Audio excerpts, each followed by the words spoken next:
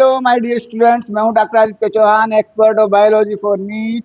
और हम स्टार्ट कर रहे हैं अपने सीरीज का सेकंड लेक्चर, मेंडल्स लॉ।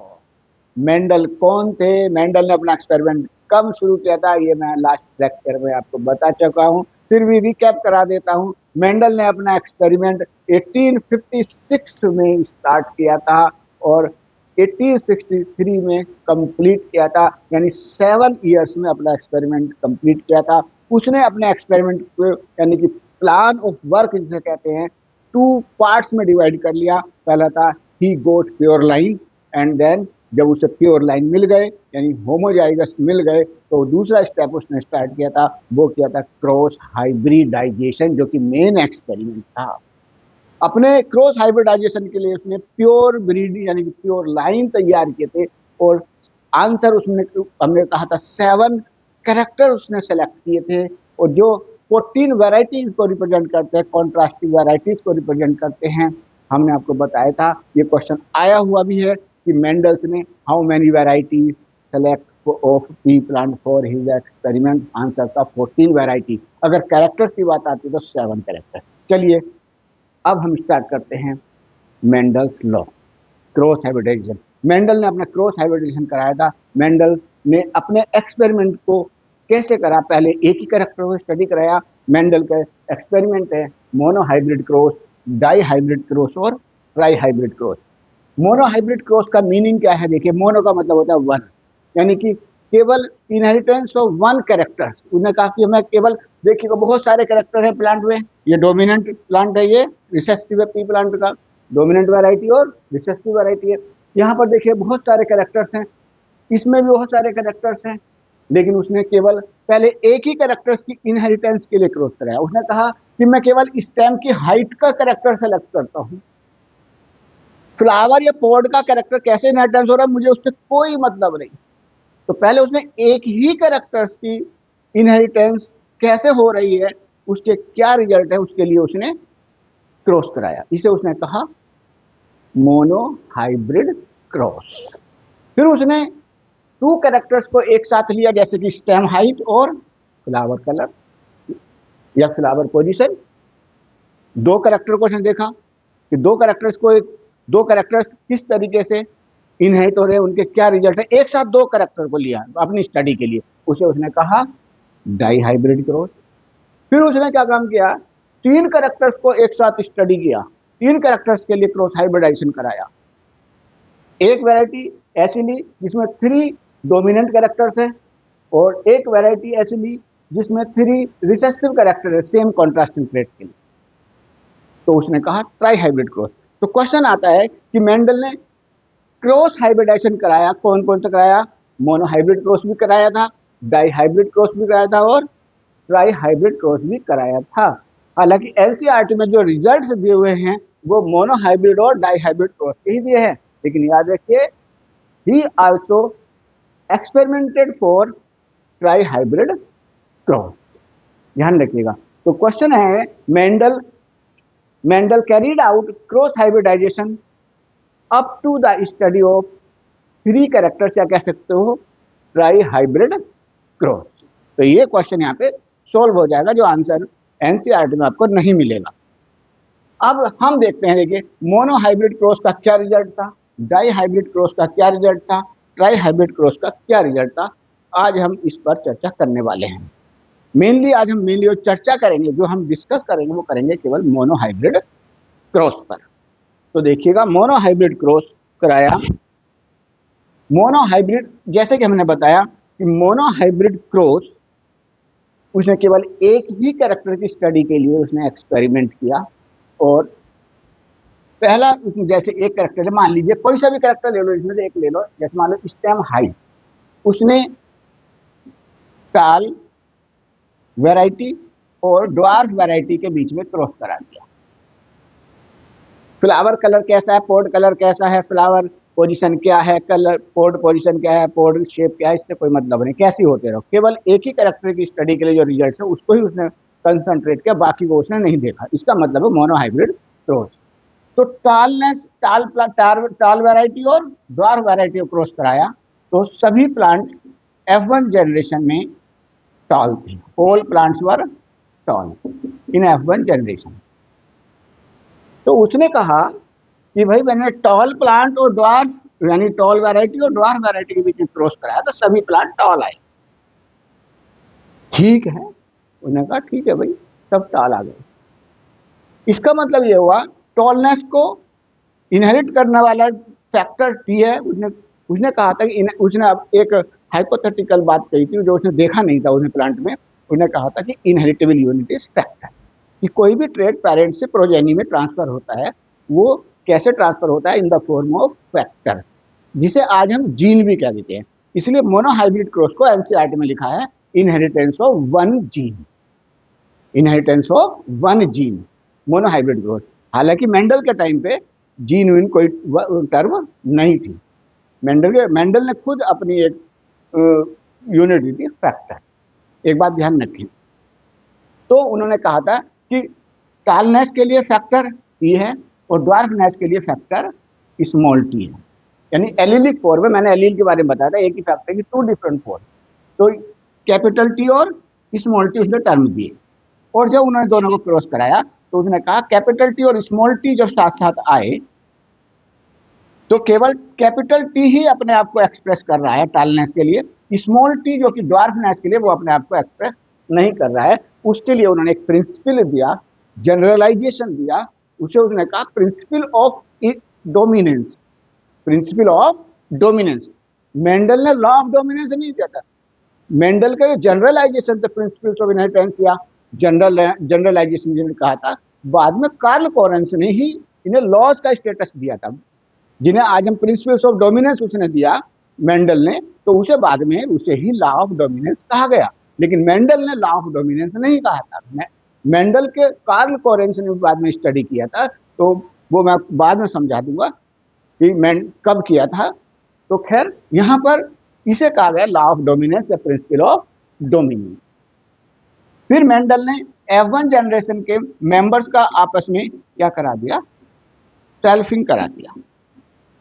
क्या करा दिया, सेल्फिंग। F1 का ही आपस में क्रॉस करा दिया, capital T small T, capital T small, इनका क्रॉस करा दिया। अभी या इसको ये ऐसे ही रहने दें हम, देखिएगा अभी हम बता देंगे इसको कि F1 जनरेशन में सभी टॉल आए, फिर इनका आपस में क्रॉस कराया। इसका मतलब टॉल क्रॉस विद टॉल, कौन सी जनरेशन के, F1 के। तो जब उन्होंने यहां पर देखा F2 जनरेशन में देखा तो 3 प्लांट टॉल और 1 प्लांट ड्वार्फ मिला, यानी कि जो प्लांट मिले वो 3:1 के रेशियो में मिले, 3 टॉल और 3 ड्वार्फ। तब मेंडल ने एक कंक्लूजन निकाला कि भाई F2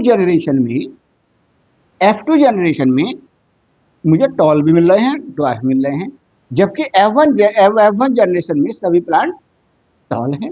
भाई इसका मतलब ये हुआ कि जो प्लांट F1 जनरेशन में टॉल है उसमें कैपिटल टी ने एक्सप्रेस किया है इस, और जो ड्वार्फ F2 जनरेशन में भी आ रहा है, इसका मतलब कैपिटल टी और स्मॉल टी मिक्स नहीं हुए, कैपिटल टी के साथ small T as it is है।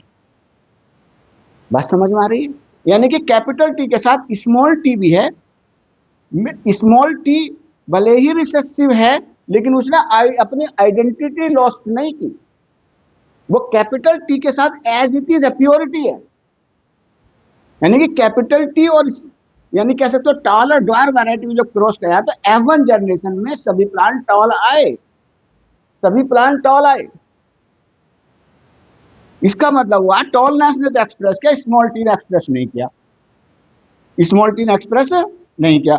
लेकिन जब F2 सेल्फिंग कराने पर F2 जनरेशन में रिजल्ट देखा तो ड्वार्फ प्लांट दिखाई दिए। इसका मतलब ये हुआ कि ड्वार्फ प्लांट वाला जो जीन है यानी कि एलील है स्मॉल टी, वो यहीं पे था, यानी कि कैपिटल टी के साथ स्मॉल टी था, यानी कैपिटल टी के साथ small T as it is रहा, उसने अपनी प्योरिटी मेंटेन रखी है, वो प्योरिटी मेंटेन थी तभी वो यहां पर दिखाई दिया। यानी कि कैपिटल टी के साथ स्मॉल टी मिक्स नहीं हुआ। जैसे ऐसे कहते हैं ना कि एक बड़ी पॉलिटिकल पार्टी होती है और एक छोटी पार्टी होती है, तो बड़ी बड़ी पार्टी डोमिनेंट है, उसकी सरकार बनी हुई है, उसके साथ छोटी मोटी पार्टी भी होती है। तो छोटी कुछ पार्टी तो ऐसी होती है मिक्स हो गए बड़ी पार्टी में, उसी के नेता बन गए उसी पार्टी के। एक होता है कि भैया हम तुम्हारे साथ हैं सरकार बनाने में, लेकिन क्या है, हम तुम्हारे अंदर विलय नहीं होंगे, हम तुम्हारे अंदर तुम्हारे साथ मिक्स नहीं होंगे, विलय नहीं होंगे, हम अपनी आइडेंटिटी बना के रखेंगे, सरकार बनाने में तुम्हारे साथ हैं, मौका पड़ने पर हम अपना सर दिखा देंगे, अलग हो जाएंगे। यानी कि एक बड़ी पार्टी डोमिनेंट पार्टी क्या है, जिसे हमने डोमिनेंट कहा, छोटी पार्टी के साथ, जो बड़ी पार्टी के साथ छोटी पार्टी है, लेकिन छोटी पार्टी ने अपना अपना मिक्स नहीं किया डोमिनेंट के साथ, वो अपनी प्योरिटी बनाए हुए है, वो जब चाहे जब इंडिपेंडेंट अलग हो जाएगी और अपने आप को एक्सप्रेस करेगी, वो यहाँ पे हो रहा है। F1 जनरेशन में कैपिटल टी के साथ दिखाई दे रहा है, कैपिटल टी यानी टॉलनेस दिखाई दे रहा है, इसमें कैपिटल टी और स्मॉल टी साथ साथ है, मेंडल ने कहा। और स्मॉल टी ने अपनी प्योरिटी लॉस नहीं की, उसने F1 में जाकर के अपने आप को पूरे तरीके से रिप्रेजेंट कर दिया है, समझे। इसका मतलब ये हुआ, मेंडल ने कहा कि यहाँ पर कैपिटल टी भी है और स्मॉल टी भी है, भाई स्मॉल टी अपने आप को एक्सप्रेस नहीं कर रहा है, समझे।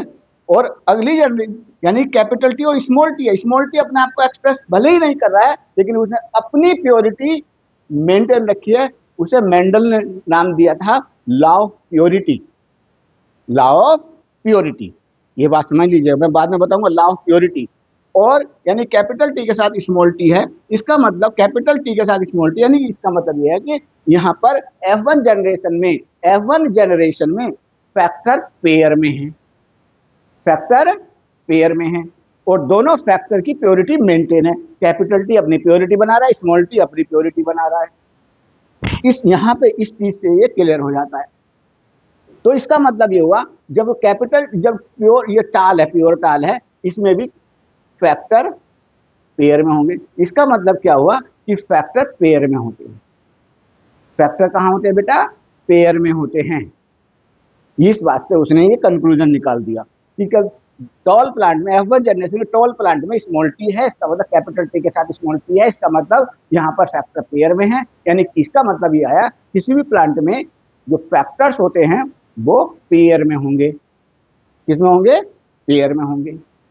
और दूसरी बात, पेयर में है तो यानी यहाँ पे भी स्मॉल कैपिटल टी और यहाँ पर कैपिटल टी हो जाए होमोजाइगस प्योर, और ये स्मॉल टी में होगा। फिर उसने कहा कि इसका मतलब ये हुआ कि जो कैपिटल, जो टालनेस है प्लांट, जब गैमीट बने थे तो ये दोनों अलग अलग हो गए थे, और गैमीट में पेयर का एक ही फैक्टर आएगा। ये मेल गैमीट मान लो, इसको द्वार को फीमेल मान लीजिए, तो जब इससे गैमीट बनेंगे स्मॉल टी अलग हो जाएगा, ये स्मॉल टी अलग हो जाएगा, समझे नहीं। तो उन्होंने कहा गैमीट बनते वक्त फैक्टर्स क्या हो जाते हैं? अलग अलग हो जाते हैं, और पेयर का एक फैक्टर गैमीट, एक गैमीट में जाएगा मेल गैमीट में, दूसरा ऐसे फीमेल में गैमीट में एक ही फैक्टर होगा। जब मेल और फीमेल गैमीट मिलेंगे तो कैपिटल टी और स्मॉल टी साथ साथ आ जाएंगे। तो उसे उन्होंने कहा कि फैक्टर्स फाउंड इन पेयर, सुनिएगा आराम से, फैक्टर्स पेयर में होते हैं, और गैमीट बनते वक्त पेयर के फैक्टर अलग अलग हो जाते हैं। एक गैमीट में पेयर का एक फैक्टर, दूसरा फैक्टर दूसरे गैमीट में जाएगा, यानी कि गैमीट में एक ही फैक्टर रहेगा। यानी कि गैमीट बनते वक्त पेयर्ड फैक्टर सेपरेट हो जाते हैं, पेयर्ड फैक्टर सेपरेट हो जाते हैं। उसे उन्होंने कहा लॉ ऑफ सेग्रीगेशन या लॉ ऑफ प्योरिटी। तो लॉ ऑफ प्योरिटी कह दे, क्योंकि यहाँ पे इस बात से क्या आ रहा है, प्योरिटी भी मेंटेन करे हुए है।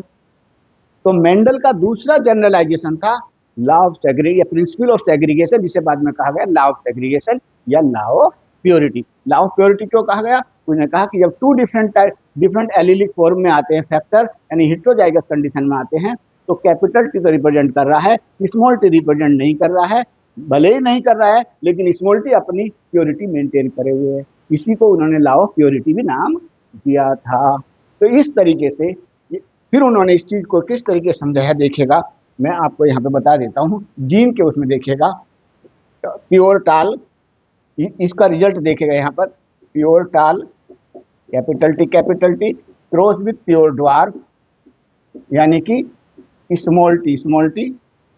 यहाँ पे लॉ ऑफ सेग्रीगेशन क्या कह रहा है कि गैमीट बनेंगे, जब गैमीट बनेंगे तो कैपिटल टी टाइप गैमीट, ये गैमीट बनेगा, ये मेल, ये मान लो एक बार को मान लीजिए ये मेल प्लांट है, ये फीमेल प्लांट है बेटा।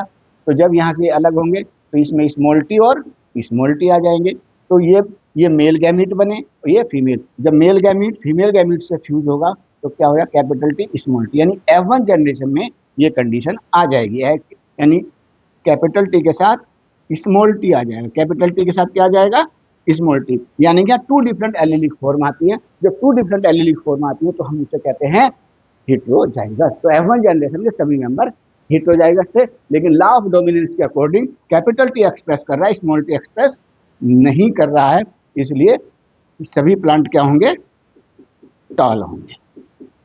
जब इनका क्रॉस F1 सेल्फ कराया, capital T small T cross with capital T small T, ये मेल ये फीमेल, तो फिर से लॉ ऑफ सेग्रीगेशन होगा बेटा, देखिएगा हो गया नहीं, कैपिटल टी अलग, एक गैमीट में कैपिटल टी चला जाएगा, दूसरे गैमीट में स्मॉल टी, ये मेल गैमीट। ऐसे बेटा इसमें फीमेल में भी सेम टाइप के गैमीट बने, कैपिटल टी और स्मॉल टी।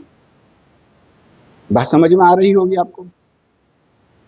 तो यहाँ पर तो देखिएगा, ये आप ये तो समझ में आ गया होगा इसमें। तो ये 3:1 फिनोटाइपिक रेशियो, इसे कहते हैं 3:1 F2 जनरेशन को, 3:1, 3 प्लांट टॉल आए थे और 1 प्लांट ड्वार्फ, इसको ही यहाँ पर हम जीनोटाइपिकली समझा रहे हैं।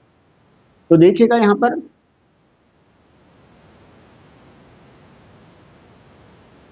कैसे आया, तो यहाँ पर देखिए बेटा, मैं इसको यहाँ पर ले आता हूँ, capital T small T gamete, ये मेल गैमीट हो गए, और ये हो गए देखिए बेटा small T capital T small T, ये मेल गैमीट। वैसे तो फोनेटिक रेजिनार्ड फोनेटिक साइंटिस्ट थे, उन्होंने समझाया था मेल गैमीट कैसे फ्यूज कराते हैं, मैं उसके अकॉर्डिंग चार्ट बना देता हूँ, देखिएगा रिजल्ट देखने का तरीका, 9th-10th की बात है, देखिएगा यहाँ पर हमने कहा ये मेल गैमीट है, इधर मेल गैमीट लिख लीजिएगा कैपिटल टी, और इधर की तरफ स्मॉल टी, इधर की तरफ फीमेल गैमीट लिख लीजिएगा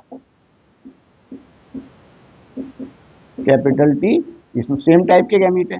तो ये फीमेल गैमीट इस मेल गैमीट से फ्यूज होगा तो कैपिटल टी आ जाएगा, ये मेल गैमीट इस फीमेल गैमीट से फ्यूज हो जाएगा, कैपिटल टी स्मॉल टी आ जाएगा, ये फीमेल गैमीट प्रोबेबिलिटी वाली बात है ना, इसके साथ आ जाएगा, ये स्मॉल टी। तब देखिएगा यहाँ पर तो क्या मिला, देखिए कैपिटल टी एक रहा, 4 में से एक रहा, कैपिटल टी स्मॉल टी वाले कितने मिले बेटा, 2, एक ही हो गया, एक ही हुआ, स्मॉल टी वाले क्या हुए, ये 1। तो जीनोटाइप का जीन कॉम्बिनेशन एलिलिक कोड, ये होमोजाइगस है, कैपिटल टी है, देख रहे हैं कि नहीं, तो ये हो जाएगा टाल, कैपिटल टी टाल होगा, और कैपिटल टी स्मॉल टी साथ साथ आते तब भी प्लांट टाल जाएगा या नहीं जाएगा, लॉ ऑफ डोमिनेंस के अकॉर्डिंग। और स्मॉल टी जब आता है तो वो कह रहा है ये ड्वार्फ हो जाता है, यानी कि मेंडल कह रहे हैं जब recessive gene, recessive allelic form homozygous में आ जाएगा, जब रिसेसिव एलील होगा, जीन की रिसेसिव फॉर्म होगी, वो जब होमोजाइगस फॉर्म में आएगी तब वो अपने आप को एक्सप्रेस करेगा। हेटेरोजाइगस में केवल डोमिनेंट एलील अपने आप को एक्सप्रेस करेगा। देखिएगा दोबारा सुनिए, डोमिनेंट एलील तो होमोजाइगस में और हेटेरोजाइगस दोनों में अपने आप को एक्सप्रेस कर रहा है, लेकिन रिसेसिव एलील केवल होमोजाइगस स्टेट में, यानी कि स्मॉल टी में आ जाता है तभी एक्सप्रेस कर रहा है। ये बात उसने कही थी मेंडल ने। तो इस तरीके से अगर आप देखें, अगर ये क्या है, genotype, type of genotype, genotype का मतलब जीन कॉम्बिनेशन। तो जीनोटाइपिक रेशो कैपिटल टी कितना आ रहा है, 1, कैपिटल टी स्मॉल टी के कितना आ रहा है, 2, तो इसे कहते हैं जीनोटाइपिक रेशो। और बाहर से देखने पे प्लांट क्या है, अगर इन दोनों को देखें 3 टाल हो गए और ड्वार्फ 1, तो बाहर से देखने प्लांट क्या है, 2 टाइप के हैं, टाल और ड्वार्फ। बाहर से देखने प्लांट कैसे दिखाई दे रहे हैं आपको, 2 टाइप के प्लांट दिखाई दे रहे हैं, एक टाल और दूसरा ड्वार्फ, इसे कहते हैं फिनोटाइपिक रेशो। तो फिनोटाइपिक रेशो आ रहा है 3:1 जो मेंडल ने बताई। फिर उन्होंने ये बात कही कि जीनोटाइपिक रेशो क्या होगा, जीनोटाइपिक रेशो, जीनोटाइपिक रेशो क्या होगा देखिएगा। जीनोटाइप का मतलब समझ में आ गए, tall gene combination capital T, दूसरा कॉम्बिनेशन है कैपिटल टी स्मॉल टी, तीसरा कॉम्बिनेशन बन रहा है स्मॉल टी। तो अगर हम कहेंगे टाइप ऑफ कॉम्बिनेशन कितने हैं, तो टाइप ऑफ कॉम्बिनेशन कितने, थ्री टाइप के कॉम्बिनेशन बन रहे हैं मोनोहाइब्रिड क्रॉस में। थ्री टाइप के मोनोहाइब्रिड क्रॉस में कॉम्बिनेशन बन रहे हैं जीन के, एक कैपिटल टी, दूसरा कैपिटल टी स्मॉल टी, तीसरा है स्मॉल टी। तो क्वेश्चन अगर आ जाए मोनोहाइब्रिड क्रॉस में कितने टाइप के जीनोटाइप बने, टाइप ऑफ जीनोटाइप, तो type of genotype three type के हैं, लेकिन इनका रेशो क्या आ रहा है, कैपिटल टी 1 है, कैपिटल टी स्मॉल टी 2 है अगर आप इसको देखेंगे, और स्मॉल टी 1 है। तो ये हो गया 1:2:1 आ गया। बात समझ में आ गई होगी आपको। 1:2:1, यानी कि ताल प्लांट होमोजाइगस वाला एक ही होगा, हिट्रोजाइगस वाला 2 होगा, और ड्वार्फ तो हमेशा एक ही रहेगा स्मॉल टी। तो ये इसमें क्वेश्चन था। अब मैं इसका क्वेश्चन आपको सॉल्व करके दिखाता हूँ बेटा। 2016 में ये क्वेश्चन आया था बेटा, बड़ा आसान क्वेश्चन था। इसमें क्या आंसर करेंगे देखिए, मैंने अभी तो समझाया था आपको, कैपिटल टी कितना था 1, कैपिटल टी स्मॉल टी कितना था 2, और स्मॉल टी कितना था 1, यानी होमोजाइगस टाल 1 था, हिट्रोजाइगस टाल 2 थे, और ड्वार्फ 1 था। तो आंसर हो जाएगा 4th। देखिए 1 होमोजाइगस टाल ये वाला ड्यू था, 2 हिट्रोजाइगस टाल, रेशो तो देखिए ये तो एक जैसे लग रहा है 1:2:1, आप कहेंगे यार ये तो एक जैसा ही है, एक जैसे यहाँ पर अंतर देखिएगा। तो 2 क्या है, हिट्रोजाइगस टाल, और स्मॉल टी 1। तो ये क्वेश्चन नीट 2016 का आया हुआ था, समझे। तो इसमें बेटा मैं समझता हूँ समझ में आ गया किस तरीके से क्वेश्चन आया था, बड़ा आसान क्वेश्चन था, 9th-10th में आता, लेकिन लैंग्वेज को थोड़ा सा ऐसा बना दिया उसने कि वो थोड़ा सा कंफ्यूज कर सकता था, जिसका कॉन्सेप्ट बिल्कुल क्लियर नहीं होगा। अब चूंकि मैं थोड़ा सा इसमें एक बात और बता दूं कि मेंडल वाज मैथमेटिशियन, आपको पता है, मैंने कल लास्ट लेक्चर में बताया था, मेंडल वाज मैथमेटिशियन था। He gave statistical and mathematical logics about the inheritance. तो उसने क्या फॉर्मूला दिया था इनहेरिटेंस के लिए, ये जो कैरेक्टर है कैसे ट्रांसफर हो रहे हैं, किस रेशो में हो रहे हैं। तो ये तो पुनेट ने चार्ट वाली बात तो पुनेट ने बनाई थी, लेकिन उसने मैथमेटिकल लॉजिक्स दिए थे, मैथमेटिकल फॉर्मूले मेंडल ने दिए। तो मोनोहाइब्रिड क्रॉस को के लिए उसने क्या मैथमेटिकल फॉर्मूला दिया था, थोड़ा मैं इस बात पे आ रहा हूँ। उन्होंने क्या काम किया, a+b का होल स्क्वायर, आपको पता है मैथमेटिक्स का फॉर्मूला होता है p+t का होल स्क्वायर, p+t का होल स्क्वायर उन्होंने खोल दिया। मैथमेटिक्स में पढ़े होंगे आपने। तो यहाँ पर अगर वैसे तो सब लिखते हैं t² + 2 capital T small t plus small t square, ये आपने मैथमेटिक्स में 10th में ही पढ़ा होगा, क्योंकि वो मैथमेटिक्स का आदमी था, जब तो उसे फादर ऑफ जेनेटिक्स कहा गया। ही गेव फॉर्मूले अबाउट द जेनेटिक्स, ये कल मैंने बता दिया था आपको। तो कैपिटल T स्मॉल t, तो उसने कैसे कहा इसको, चूंकि उसने कहा कि उसने बायोलॉजी के तरीके समझाया, क्या समझाया, उसने इसको ऐसे लिखा capital T plus small t into capital T plus small t। इस चीज को ऐसे लिख सकते हो या नहीं, लिख सकते हो ना, इसको ऐसे लिख सकते हो अगर आपको फैक्टर्स वगैरह नहीं आते तो। अब देखो इस जब दोनों को मल्टीप्लाई इसका इससे कराओ, पहले capital T plus capital T small t, फिर इसका इससे करा दो small t capital T small t, फिर इसका स्मॉल t। आप इसे देखिए, यहाँ पर ध्यान से देखिएगा कैसे लिख सकते हैं, कैपिटल T प्लस ये तो 2 हो गए ना, 2 capital T small t plus small t। या इसे आप लिख सकते हैं जैसे कि एनसीईआरटी में दिया है, हाफ कर दो सबका, capital T plus capital T small 2/2 का ये हो जाएगा, इन सबको डिवाइडेड बाय 2 कर दो, हाफ स्मॉल t। या इसे आप ऐसे भी लिख सकते हो 1/4 कर दो, capital T plus half capital T small t plus 1/4 small t। किसी भी लैंग्वेज में लिख दो, एनसीईआरटी कंफ्यूज करेगी अब आप कंफ्यूज नहीं हो सकते हो किसी भी लेवल पे। तो ये भी सही है, ये भी सही है और ये भी सही है, क्योंकि मेंडल वाज मैथमेटिशियन। ध्यान रखिए, Mendel was mathematician, he gave mathematical logics या फॉर्मूले अबाउट द इनहेरिटेंस। तो मोनोहाइब्रिड क्रॉस में उसने कहा भैया इस रेशो में जीनोटाइप की इनहेरिटेंस होती है F2 जनरेशन में। समझे, वही बात आ गई है। तो उसने ये प्रूफ कर दिया है, इसको थोड़ा clear, small T small T. तो मोनोहाइब्रिड क्रॉस का मेंडल ने क्या रेशो निकाला? फिनोटाइपिक रेशो 3:1 और जीनोटाइपिक रेशो 1:2:1 आया। और इस मोनोहाइब्रिड क्रॉस से मेंडल ने 2 जनरलाइजेशन दिए, जिसे बाद में कार्ल कोरेंस ने, यानी मरने के बाद मेंडल के, उन्हें लॉज का स्टेटस दिया गया। पहला लॉ दिया गया है एनसीईआरटी में, लॉ ऑफ डोमिनेंस, और दूसरा दिया गया है लॉ ऑफ सेग्रीगेशन। तो मेंडल, तो क्वेश्चन अब आ रहा है आपके सामने। अब भाई देखो, जैसे एनसीईआरटी में लिखा है वही हम लिखेंगे, है ना। मेंडल ने कोई लॉ नहीं दिया था, मेंडल के मरने के बाद, मेंडल के मरने के बाद कार्ल कोरेंस ने ये लॉज दिए थे। He gave the status of laws to the generalization of Mendel, याद रखिए। लेकिन एनसीईआरटी के अकॉर्डिंग चलिए, तो 2 लॉज दिए थे, 2 लॉज दिए थे बेटा, गेव 2 लॉज, 2 लॉज। कौन कौन से थे बेटा? Number 1 law of dominance, law of dominance. Law of dominance में मेंडल ने क्या कहा था? मेंडल ने कहा था कि inheritable unit is discrete unit is factor. याद रखिए, फैक्टर तो इनहेरिटेबल यूनिट इज फैक्टर। और दूसरा पॉइंट जैसा लॉ ऑफ डोमिनेंस में कि factors found in pair.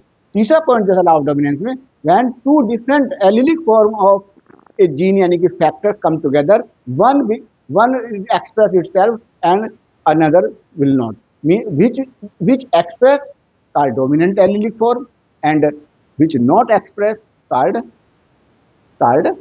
recessive form।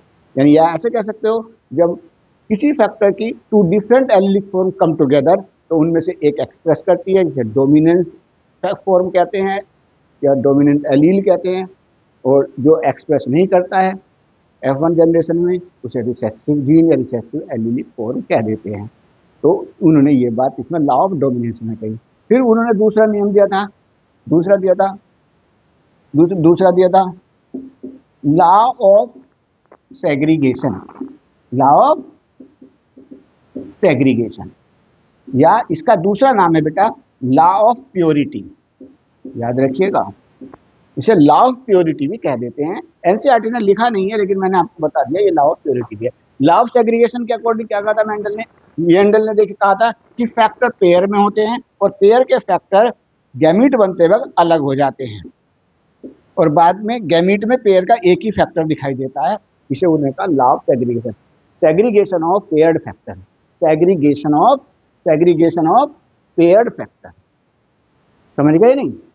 At the time of gamete formation, called law of segregation. तो Mendel ने मोनोहाइब्रिड क्रॉस से 2 लॉज दिए थे, या कह सकते हो मेंडल के मोनोहाइब्रिड क्रॉस से 2 लॉज प्रोड्यूस हुए थे।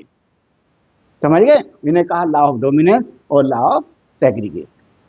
बात समझ में आ गई होगी आपको। तो मेंडल ने यही कहा था लॉ ऑफ सेग्रीगेशन में कि paired factor become segregate at the time of gamete formation. दूसरी एक बात उसने कही थी कि जब 2 different factors come together at the same combination, मतलब किसी भी इंडिविजुअल में 2 डिफरेंट फैक्टर आते हैं, हेटेरोजाइगस कंडीशन आती है या 2 एलिलिक फॉर्म आती हैं, तो वो दोनों एलिलिक फॉर्म, यानी कि डोमिनेंट एलिलिक फॉर्म और recessive allelic form can not या will not blend, not blend, blending नहीं होती। ब्लेंड का मतलब होता है मिक्स होना, कि डोमिनेंट फैक्टर और रिसेसिव फैक्टर जब एक साथ आते हैं पेयर में, तो रिसेसिव फैक्टर डोमिनेंट के साथ मिक्स नहीं होता, बिल्कुल मिक्स नहीं होगा, बल्कि अलग रहेगा, यानी कि मिक्स होने को कहते हैं ब्लेंडिंग।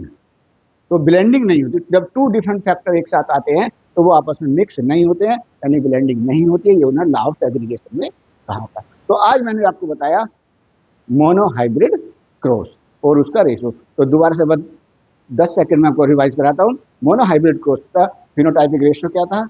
3:1, और जीनोटाइपिक रेशो क्या था? 1:2:1। और मैंने आपको बता दिया था कि कितने टाइप के गैमीट बनेंगे हाइब्रिड में। कैपिटल T टाइप गैमीट बना सेकंड जनरेशन के लिए, F1 जनरेशन को जब हमने गैमीट बनाए और स्मॉल टाइप ऑफ गैमीट बने। कितने टाइप के फिनोटाइप बने? 2 टाइप के फिनोटाइप, 2 तरीके के प्लांट देखने को मिले, एक टाल एक द्वार। लेकिन जीनोटाइप कितने बने? 3 टाइप के जीनोटाइप बने, एक प्योर टाल, दूसरा इम्प्योर टाल, यानी कैपिटल टी स्मॉल टी और स्मॉल टी स्मॉल। इस रेशो में आए 1:2:1। ये मैंने आपको समझा दिया। कल हम अब नेक्स्ट लेक्चर में लेकर आएंगे result of dihybrid growth या मेंडल का डाई हाइब्रिड ग्रोथ एक्सपेरिमेंट। इंतजार करिएगा, उससे डिटेल में बताएंगे। Thank you so much.